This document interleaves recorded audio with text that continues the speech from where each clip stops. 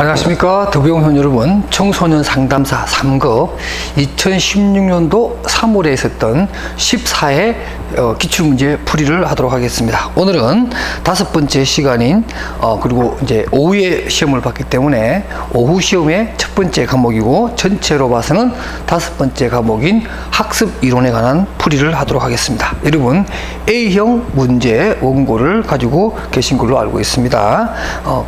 그러면 학습 이론 풀이하도록 하겠습니다. 자, 1번 문제부터 풀이합니다. 1번, 학습의 개념에 대한 설명으로 옳지 않은 것. 자, 우리가 뭐 보통 학습 이론의 앞부분에 보면 학습이란 뭔가에 대해서 굉장히 많이 얘기를 하죠. 학습의 개념이라든가 또는 학습이 가지고 있는 어떤 특징, 이런 것들을 설명하는데, 이 학습이라고 하는 것은 뭐 어떤 개념은 또 설명할 수 있겠지만, 학습의 결과라고 하는 것은 결국에는 그 학습자의 어떤 행동이라든가 또는 정서적인 부분에 있어서의 변화라든가 성장을 얘기한다라고 했을 때, 변화 또는 성장에 관한 부분을 얘기했을 때 행동뿐만 아니라 정서까지도 포함을 한다, 이렇게 봤을 때 1번 보기에 4번은 적절하지 않다. 정서의 변화는 학습에 포함되지 않는다가 아니라 포함된다, 이렇게 설명해야겠지요. 그 다음 2번입니다. 반두라의 관찰 학습에 관한 설명으로 옳지 않은 것. 자, 반두라 그리고 행동주의 상담 이론가로서 인지적 접근의 대가죠. 이분이 언급한 이 관찰 학습에 대한 얘기를 지금 하려고 하는데요. 이 관찰 학습에 대한 설명 중에서 옳지 않은 것입니다. 1번 볼까요? 모델의 행동에 집중하면 반드시 모방하게 된다. 행동에 뭐 집중할 수 있습니다. 집중할 수 있고 주의 집중할 수 있겠습니다. 보통 관찰 학습에 보면 뭐 주의 집중 이런 말 나오는데, 주의 집중을 하게 되면 내가 인지적으로 받아들일 것을 받아들이고 받아들이지 않는 부분은 또 받아들이지 않을 수가 있죠. 그러니까 무조건 다 모방한다라고 하는 현상은 맞지 않다. 이렇게 보면 1번이 옳지 않은 내용으로 정답이 되겠습니다. 2, 3, 4, 5는 맞는 얘기니까 여러분 한번 참조로 봐주시고요. 그 다음 3번 문제입니다. 고전적 조건 형성에 관한 설명을 옳은 것입니다. 자, 고전적 조건 형성입니다. 우리가 행동주의에 보면 고전적 조건 형성, 그 다음에 조작적 조건 형성, 인지적 접근, 이렇게 세 가지 유형으로 볼 수가 있는데, 지금 이 문제는 고전적 조건 형성입니다. 그런데 보기 5번 볼까요? 5번에 보면 대부분의 정서적인 반응들은 고전적 조건 형성을 통해 학습될 수 있다라고 해서 이것은 맞는 말인데, 1, 2, 3, 4는 대부분 다 조작적 조건화에 관한 내용입니다. 특히 보세요. 1번, 뭐 적절한 행동은 즉시 강화되고, 자, 강화라는 말, 벌이라는 말, 이런 말로 우리는 자동적으로 조작적 조건화에 해당되는 내용이고요. 특히 또 3번에 보게 되면 뭐 비율이나 그에 따른 강화, 우리가 어떤 강화 계획이라고 해서 뭐 고정 간격, 변동 간격, 그죠? 이런 얘기 우리가 공부하신 거 기억나실 텐데, 바로 그러한 조작적 내용을 설명하는 것이고, 또 4번에 보면 연쇄 행동 조성과 같은 이런 것들은 다 조작적인 내용에 포함되는 거죠. 그래서 5번이 고전적 조건 형성의 가장 적절한 설명이다, 이렇게 볼 수가 있습니다. 4번 문제입니다. 우리가 목표 지향성에서 숙달 지향적이냐 아니면 목표에 있어서 우리가 어떤 달성이라고, 수행이라든가 어떤 달성이라고 하는 이러한 문제가 있습니다. 그래서 학습자가 수행 목표 중심이냐 숙달 목표 중심이냐, 이렇게 우리가 크게 유형을 나누게 되는데, 거기 보면 옳지 않는 내용으로서 1번입니다. 예를 들면 숙달 목표 지향성이 낮은 학생은 도전적 과제를 선호한다, 이렇게 설명되어 있는데, 숙달 목표가 뛰어난, 또 그것에 목표를 두고 있는 친구들은 어떤 뭐 과정을 좀 즐기고, 그죠? 어떤 난이도가 있는 것을 좋아하고, 또 뭐죠? 일반 또 도전적인 그러한 과제를 선호합니다. 그러니까 숙달 목표 지향적인 자는, 그러니까 높은 학생은 도전적인 과제를 선호한다, 이렇게 하든가, 아니면 낮은 학생이라고 했으니까 도전적 과제를 회피한다, 이렇게 해야 문장이 맞는 것인데 1번이 틀렸고요. 그 다음에 2번, 3번, 4번, 5번은 일반적으로 숙달 목표와 수행 목표 지향성에 따른 올바른 설명을 해놓고요. 특히 4번에 보시게 되면 여러분 이것은 좀 알아두시기 바랍니다. 4번 이런 내용이 있어요. 숙달 목표 지향성이 높은 학생은 지능에 대한 고정신념보다 정가신념이 강하다. 굉장히 중요합니다. 그러니까 점점점 나아지려고 하는 과정 중심의 어떤 숙달이라고 하는 그 측면에 좀 더 높은 가치를 두고 있다. 이렇게 숙달 목표 지향성의 학생에 대한 특징을 설명해 놓은 것, 이런 것은 아주 좋은 문장이고 앞으로도 또 추가적으로 취업 문제 나올 수 있는 것들이기 때문에 4번도 여러분들 유심히 좀 봐주시기 바랍니다. 5번 문제입니다. 다음 사례에 해당하는 개념은, 자, 박스 안에 내용이 이렇게 되어 있네요. 이런 식의 문제가 참 많이 나옵니다. 어머니는 자녀에게 저녁 식사 전 숙제를 끝내면 방 청소를 면제하기로 하였다. 그 결과 저녁 식사 전 숙제를 마치는 행동이 증가하였다 라고 해서 방 청소를 면제해 줍니다. 방 청소를 면제니까 우리가 방 청소라는 게 일반적으로 사실은 뭐죠? 좀 혐오스러운 거죠? 혐오스러운 자극입니다. 혐오스러운 자극인데, 이 혐오스러운 자극을 제거해 줌으로 해서 바람직한 행동을 유도하는, 그죠? 바람직한 행동을 유도하는 이러한 방법을 우리가 보통 뭐냐면 강화를 하되, 강화하긴 하지만 이 강화의 내용이 뭐죠? 조금 더 올라갈까요? 그래서 강화를 시키는 내용은 결국에는 바람직한 행동을 만들어내는 거잖아요, 그죠? 그래서 혐오스러운 자극을 없애줌으로 해서 바람직한 행동을 강화시키는 거, 우리가 이따가 보통 우리가 부적 강화라고 하는 거예요, 그죠? 부적 강화. 우리가 뭐 정적 강화도 있는데, 정적 강화는 말 그대로 뭐 신발 정리를 다 했다 그럼 사탕을 주는 거죠. 그 사탕과 같은 이런, 그래서 우리 정적 강화라고 반면에 혐오스러운 뭐 예를 들면 외출 외박 금지한 것을 풀어준다든가 아니면 뭐 컴퓨터를 못하게 했던 것을 하게 해준다든가 하는 그러한 혐오스러운 처벌 같은 것을 면제해 줌으로 해서 옳은 행동을 강화하는 것 갖다가 우리가 부적 강화라고 하죠. 지금 보기에 있는 내용이 바로 그 사항을 설명한 겁니다. 그래서 3번이 답이고요. 그 다음에 6번 문제입니다. 다음 사례에 해당하는 기억술은 책을 의미하는 스페인어인 리브로라는 단어를 외우기 위해 소리와 형태가 유사한 영어 단어의 리버티라고 하는 것을 연상하게 한 다음에 자유의 예신상에 횃불 대신 큰 책을 높이 쳐들고 있는 모습을 상상한다 라고 함으로 해서 핵심 단어, 이게서 말하는 리버로죠. 리버티, 그러니까 LIB라고 하는 이 단어를 핵심적인 단어로 해서 연결해서 자유라고 하는 뜻을 암기하게 하는 학습법 또는 기억법을 우리는 핵심 단어법이라고 한다. 꼭 알아두시고요. 7번 문제입니다. 좀 까다로울 수 있는 문제인데요. 구성주의 학습 이론에 관한 설명으로 옳은 것을 모두 고르시오. 자, 우리가 구성주의 하면은 분트라는 분이 생각날 것이고, 그 다음에 티체너라고 하는 분이 생각나고, 내성법이라고 하는 것들이 아마 여러분들 머릿속에 생각이 날 겁니다. 그거에 대한 기억을 가지고 문제를 한번 풀어봅시다. 기억, 상대주의를 비판한다. 구성주의 학습 이론은 지식의 상대성을 인정합니다. 그런데 이게 옳지 않는 내용이고요. 그 다음 이은 반성적 수업을 강조한다. 다시 말해서 내성법이라고 하는 거, 이 내성법이라고 하는 것을 강조하기 때문에 바로 이런 반성적 학습 방법을 강조한다. 니은은 맞는 얘기네요. 그 다음 디귿, 일정한 교육 목표를 규정하여 학습자에게 일방적으로 제시하는 것은 거부한다. 역시 이것도 구성주의 학습 이론에서 맞는 내용이고요. 리을 한번 볼까요? 지식은 학습자가 스스로 구성하는 것이므로 교사나 또래와의 상호작용을 중요하지 않다고 한다. 이것은 틀린 얘기예요. 또래와의 상호작용, 교사와의 상호작용을 역시 중시한다라고 하는 게 맞습니다. 그래서 니은과 디귿이 맞기 때문에 7번의 답은 2번이 되겠습니다. 그 다음에 8번 문제입니다. 다음의 사례에 해당하는 개념은, 자, 교사는 학생의 문제행동에 관한 선행 자극, 문제행동의 양상, 또 문제행동의 후속 결과를 분석한다. 자, 이러한 내용들 제가 뭐 굳이 끝까지 다 읽지 않겠어요.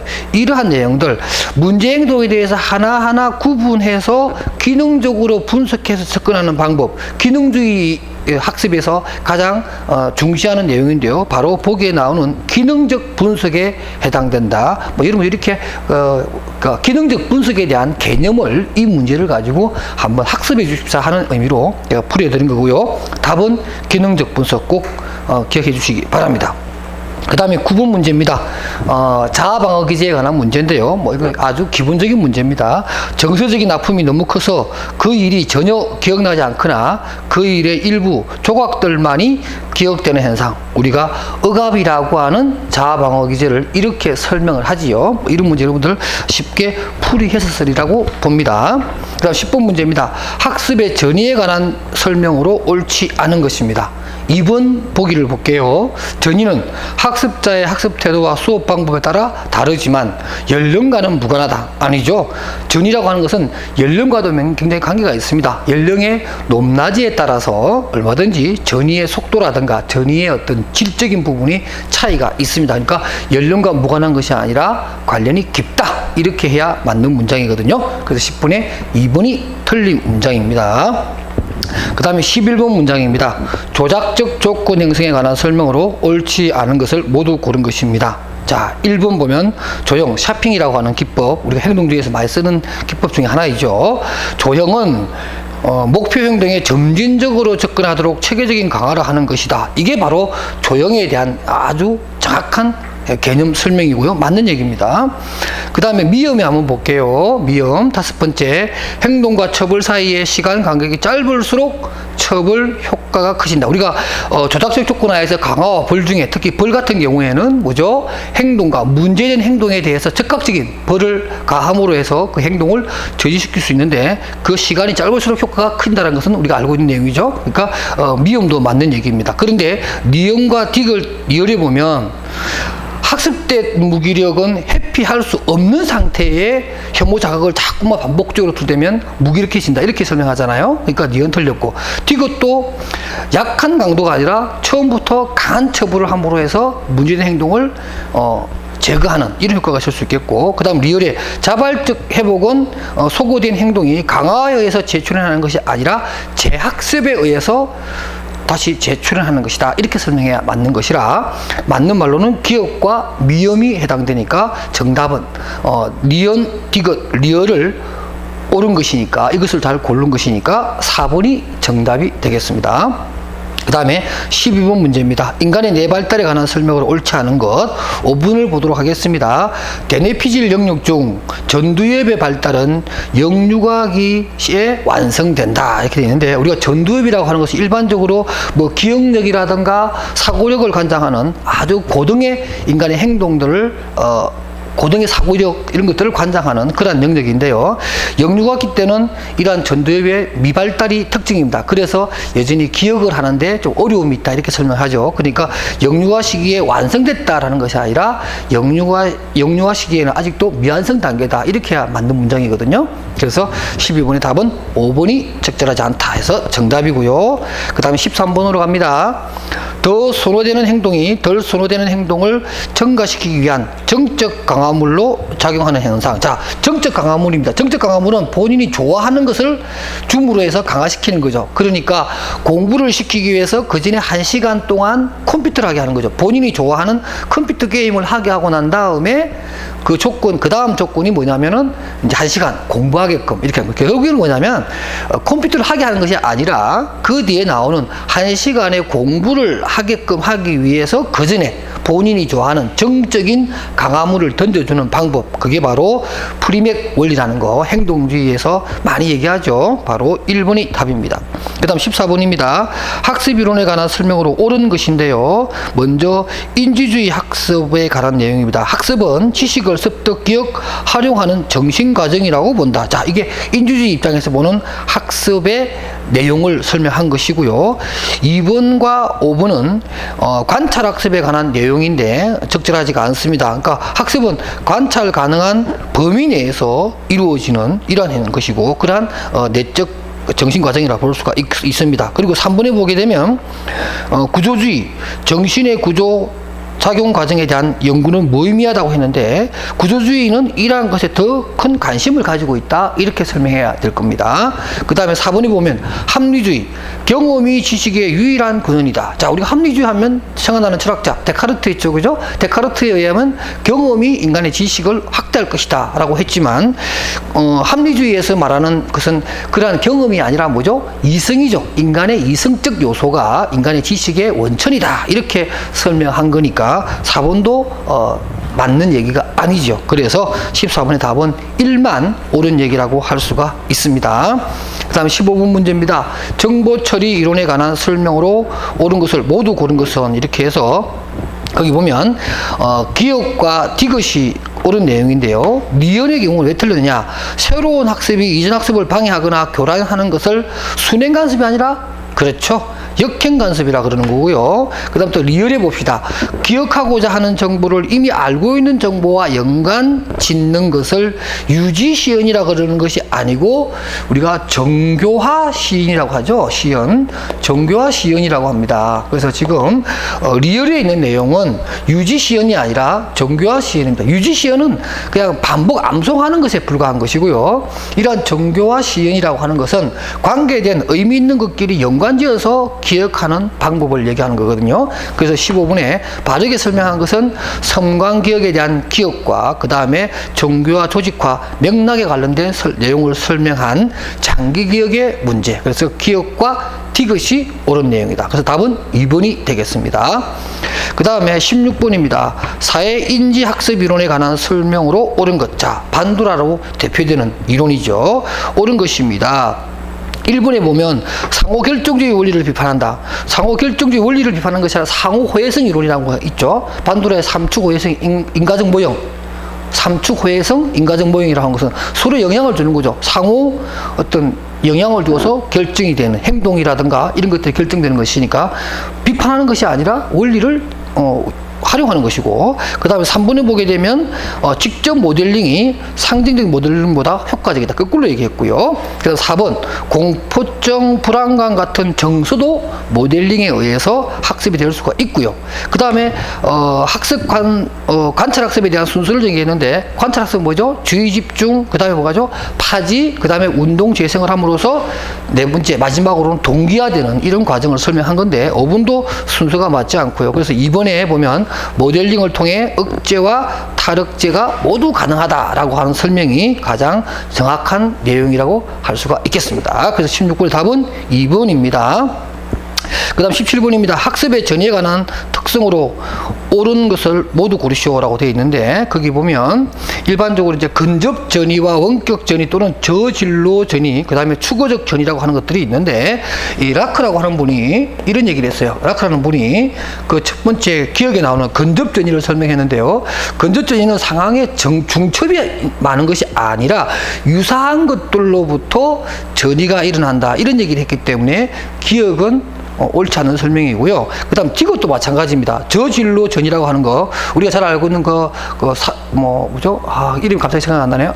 살로만이라는 분하고, 그 다음에 폴킨스라고 하는 분이 말하기를 이 저진로 전이라고 하는 것도 우리가 위에서 설명한 바로 근접 전이와 유사한 겁니다. 그래서 유사한 것으로부터 전이가 잘 일어난다. 이렇게 설명한 내용인데, 그래서 기억과 디귿은 부적절한 설명이고요. 리언과 리얼이 옳은 설명이니까 텍스트를 가지고서 여러분 공부해 주시기 바랍니다. 그 다음 18번 문제입니다. 기억에 관련된 뇌 신경 전달 물질, 거기 보면 세로토닌과 노르에피네프린, 그 다음에 아세틸콜린, 이거 대표적으로 우리가 뇌의 신경 전달 물질로서 많이 얘기하잖아요, 그죠? 그래서 기억, 디귿, 리얼이 정답이니까 보기에는 3번이 되겠습니다. 그 다음 19번 문제입니다. 와이너의 기인 이론에서 기인의 예와 이에 해당하는 세 가지 차원으로 옳지 않은 것은 이렇게 되어 있습니다. 5번 볼게요. 자, 친구의 도움은 일단 외부는 맞습니다. 그리고 도움을 줄 수도 있고 안 줄 수도 있기 때문에 불안정한 요소인 것도 맞아요. 그리고 통제도 불가능하죠. 가능한 게 아니고, 뭐 친구의 도움이라는 게 내가 언제든지 뭐 리모컨처럼 부를 수 있는 것도 아니고, 그죠? 친구가 어떤 상태냐에 따라서 또 다르기 때문에 내가 통제할 수 있는 상황이 아닙니다. 그러니까 친구의 도움은 외부이며 불안정하며 통제가 불가능한 그러한 요소로서의 기인으로 볼 수가 있습니다. 그래서 5번이 정답이고요. 20번 문제입니다. 사회인지학습이론의 기본 과정에 관한 설명으로 옳은 것을 모두 고른 것은 해서 되어 있는데, 기억해 볼까요? 학습은 시행착오의 과정이다. 자, 시행착오는 일반적으로 행동주의에서 다르기 때문에 사회인지학습이론과는 좀 거리가 멀고, 또 시행착오는 뭐예요?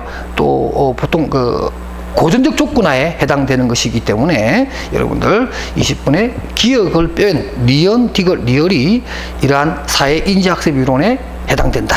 그래서 답은 4번이다. 이렇게 해주시고요. 그 다음 21번입니다. 고전적 조건 형성에 적용한 예로 옳지 않은 것 5번을 볼게요. 학생이 새로운 학습 전략을 시도할 때 강화를 충분히 해준다. 자, 강화라는 말을 넣으면 강화와 벌, 이건 조작적 조건화에 해당되는 거니까 적절하지 않겠고요. 22번으로 갑니다. 에클스와 윅필드가 정의한 과제 가치에 관한 설명으로 옳지 않은 것이라고 해서 3번에 보겠습니다. 비용신념은 과제에 관여하는 것에 대한 긍정적 측면이다. 자, 우리가 어떤 일을 하는 데 있어서 비용에 대한 어떤 생각을 하게 되면은 아무래도 그러한 어떤 과제를 수행하는 데 있어서 또 가치를 구현하는 데 있어서 부정적인 측면이 많겠죠. 그러니까 오히려 이것은 내가 어떤 수행을 하는 데 있어서 마이너스적인 요소로 작용하는 것이 바로 비용신념이다. 이렇게 보면 3번이 틀린 거고요. 나머지 1, 2, 4, 5번은 맞는 얘기니까 참고로 잘 보시고, 특히 4번 보시게 되면 효용 가치는 미래 목표 측면에서 개인이 과제에 가지는 유용성이다, 이런 말들은 아주 좋은 말입니다. 맞는 말이기도 하고요. 그래서 22번에 틀린 답 외에 나머지 것들은 꼭 한번 여러분들이 곰씹어서 암기해 주시기 바랍니다. 그 다음에 23번 문제입니다. 고전적 조건 형성에 영향을 미치는 요인으로 옳은 것을 모두 고른 것입니다. 그래서 고전적이니까 디귿에 나오는 비율이라든가 또는 리얼에 나오는 연세라든가 이런 것들은 다 조작적 조건화에 해당되는 내용이니까 바로 고전적 조건화하고는 거리가 있겠죠. 그래서 기억과 니언을 담고 있는 1번이 정답이 되겠습니다. 그 다음에 24번입니다. 내재적 동기화된 과제를 수행할 때 외적 보상을 받게 되면 자신의 과제 수행 이유를 외적 보상으로 기인하여 내적 동기가 감소하는 현상입니다. 이것은 바로 과잉 정당화를 설명하는 3번에 나오는 이런 얘기입니다. 과잉 정당화라고 하는 것은 뭐냐면 그 외부에 기인되는 어떤 요소가 많게 되면은 내적 요인의 효과가 감소하는 겁니다. 그러니까 정말 예를 들면 이런 거죠. 내가 정말 하고 싶어서 하는데 거기에 대해서 누가 보상을 해주면 갑자기 기분이 나빠져 가지고 그 일을 하고 싶은 마음이 안 생기는 거예요. 이럴 수도 있잖아요, 여러분들. 그죠? 내가 정말로 순수한 마음에서 누군가를 위해서 해주고 싶었는데 그 일을 하는데 갑자기 거기에 대해서 보상을 하겠다든가 돈으로 갚겠다든가 이런 얘기를 하면 갑자기 내가 한 일에 대한 어떤 순수성이 의심을 받거나 그래서 훼손되었다라고 판단되면 갑자기 그 일이 하기 싫어지는 그러한 내용이 바로 과잉 정당화라고 하는 내용입니다. 25번입니다. 고전적 조건 형성의 원리를 적용한 것. 자, 이거는 아주 기본적인 문제죠. 여러분 잘 알고 있는 볼페의 체계적 둔감법 2번. 이거 들으신 분 안 계시겠죠?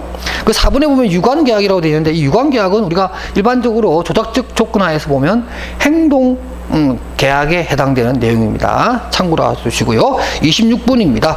사회인지이론에서 제시한 자기 효능감, 셀프 에피케시에 관한 설명으로 옳은 것을 모두 고른 것은 해서 니언과 디귿이 옳은 내용인데 기억은 지금 자기 인식 전반에 관한 부분을 설명한 것이에요. 그러니까 자기 효능감이란 어떤 특정 분야에 대한 성공적 수행을 자신하는 자기의 확신을 얘기하는 것인데 기억의 내용은 자기 인식 전반에 관한 아주 좀 더 넓은 의미의 개념을 설명한 것이고, 그 다음에 리얼에 보면 자기 효능감의 수준은 과제 영역에 따라 다르지 않다가 아니라 과제 영역에 따라서 달리 나타난다, 이렇게 설명해야 맞는 거니까 지금 이 보기에서는 니언과 디귿 그 2번에 나와 있는 내용이 옳은 것만 묶은 것이라고 할 수가 있겠죠. 그 다음 27번입니다. 학습 이론과 이들이 채택한 심리학적 패러다임이 바르게 연결된 것을 모두 고른 것입니다. 자, 기억과 니언, 디귿, 리얼은 전형적으로 연결 잘 되어 있고요. 미언 볼까요? 베르트하이머. 자, 베르트하이머 여러분들 항상 생각나는 게 뭐죠? 바로 게시탈트라고 하는 통찰 학습의 대가죠. 그러니까 행동주의적 관점이 아니라 게시탈트적 관점에서 언급한 학자이기 때문에 미음을 뺀 기억, 니언, 디귿, 리얼은 옳게 연결되어 있다. 찾을 수 있겠죠? 예, 좋습니다. 28번 문제입니다. 동기와 정서에 관한 설명으로 옳은 것입니다. 그래서 3번에 보면 기인의 차원에 따라 경험하는 정서가 달라진다라고 해서 어떤 원인이 어디냐에 따라서 경험하는 정서가 달라진다, 이렇게 보는 것이 맞는 얘기고요. 나머지 과제 난이도가 높을수록 내재 동기가 높아진다, 이것은 일률적으로 이렇게 말할 수는 없는 거고요. 그 다음 또 부정적인 정서는 내재적 동기를 증가시킨다. 부정적 정서는 내재적 동기를 감소시킬 가능성이 훨씬 더 높죠. 그 다음 4번에 보면 또 불안 수준이 높을수록 학습 몰입도가 높아진다. 불안이 높은데 몰입도가 높을 수는 없겠죠. 이렇게 다 각자 좀 틀리게 언급한 내용이고 3번은 맞는 내용이니까 여러분도 꼭 기억해 주시기 바랍니다. 그 다음에 29번입니다. 조작적 조건 형성에 관한 설명으로 옳지 않은 것. 두 번째 보겠습니다.